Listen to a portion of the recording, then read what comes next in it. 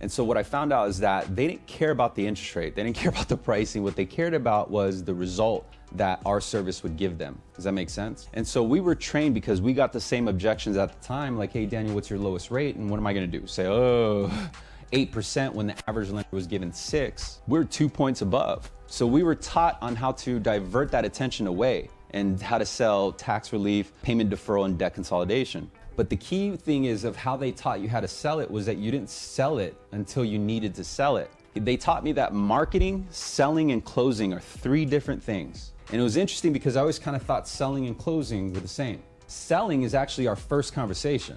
Closing is done on the close call, where we kind of got it backwards. We believe marketing is our first call. And you know you believe marketing is your first call because you're like, oh yeah, we got the HARP or we got the Home Ready program. Bro, you are a marketing ad. So their marketing's done. That's how they got to you. Does that make sense? That's why we rely, that's just how we get pumped full of leads, is because NAF has this engine, this marketing engine that does very well.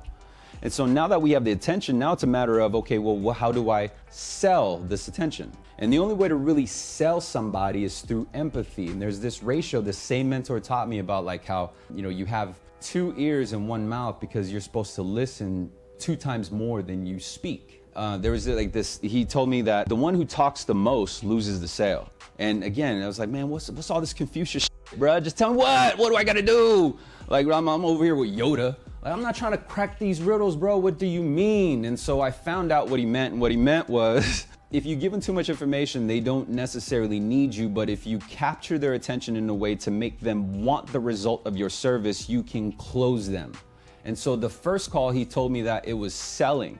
And so first call, selling, is really all about listening. And this is where his statement of people like what they know is because if you listen to them, the reason why they need the lower rate is because they are maxed out on their credit card debt.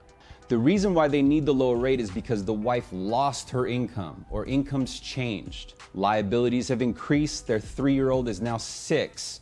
Mom's back to work, and now we got daycare expenses. Make sense? And when you listen, instead of trying to speak and sell and be like, oh, but wait, we got the Home Ready program, we got PIWs. The hell is a PIW, bro? I don't know what you want. You sound like a salesman. I don't want it. That makes sense?